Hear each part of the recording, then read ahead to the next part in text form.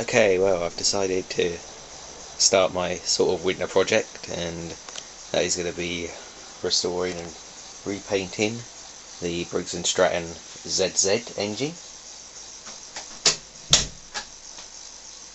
So we've got the complete oil bath filter here. I'm going to paint this up first because I'm going to try and get the engine running again before I take it to bits. I'm going to see if it will definitely run off a car coil setup, because we'll remember it finally spluttered into life. And then at the end of that video it spluttered and died again. That was because the coil finally packed up. It just had a little bit of oomph left in it to run it for about a minute, and then it died, and that was it. I lost spark.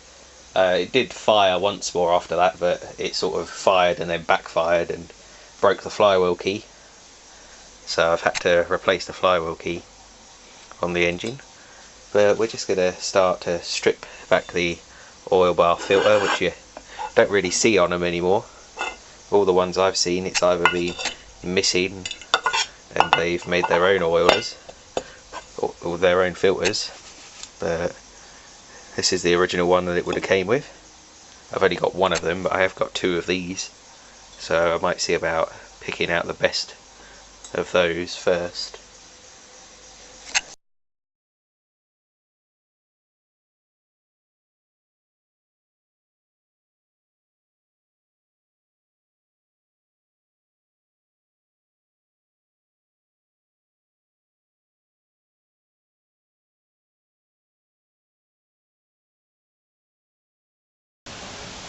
Okay, this is the good Briggs & Stratton ZZ engine, and I'm just trying to obtain, without having to take the oil pump out of the engine, if it's actually pumping.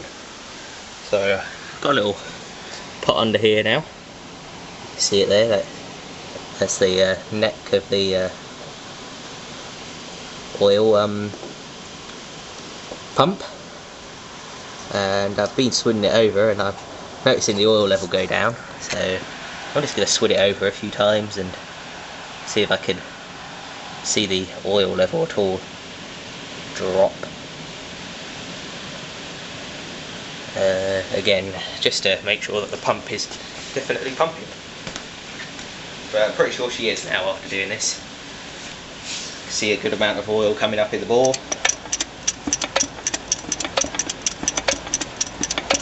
That little clicking noise is the governor.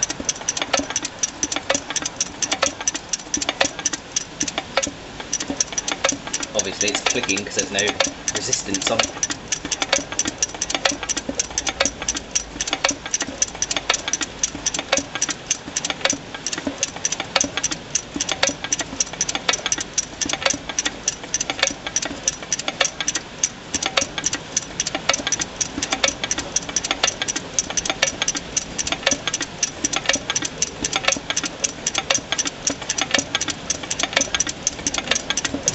So take that pot out now and examine how much is actually gone.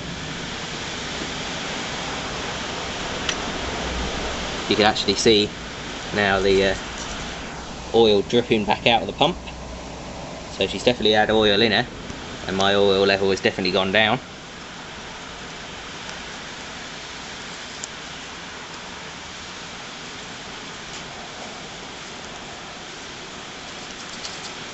Dad isn't going to be too happy about that. I have to clean that up before he comes back. But yeah, I can definitely see that the oil level's dropped.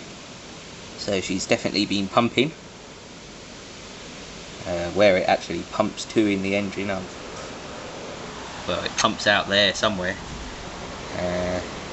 But the majority of it I could see falling on this side, which is good, I suppose, because all the all the cam and everything is on this side of the block, and that's where everything seems to have dripped down. So I suppose that's how it oils. I managed to get this out of this block with no trouble at all. It was a lot easier than getting the one out of the other engine. So yeah, that's as far as I'm going to strip this one down now. I'm just going to clean it up. Red oxide primer. I might take the governor arm off here, but might not. Might just leave that. I'll take the governor rod off. But yeah, I don't want to disturb anything now. I know that the pump is working. That's the screen down there for the pump. I just need to clean that off a little bit and then that can be dropped back on the pump. But yeah, I think that's working alright from what I can see. It's definitely, the oil level is definitely dropped in there. And I can clearly see that oil has been dribbling out at the top. I wasn't even turning it over that quick, so that's not bad when she's running away at whatever RPM she idles at. She should be pumping quite a good amount of oil to oil herself.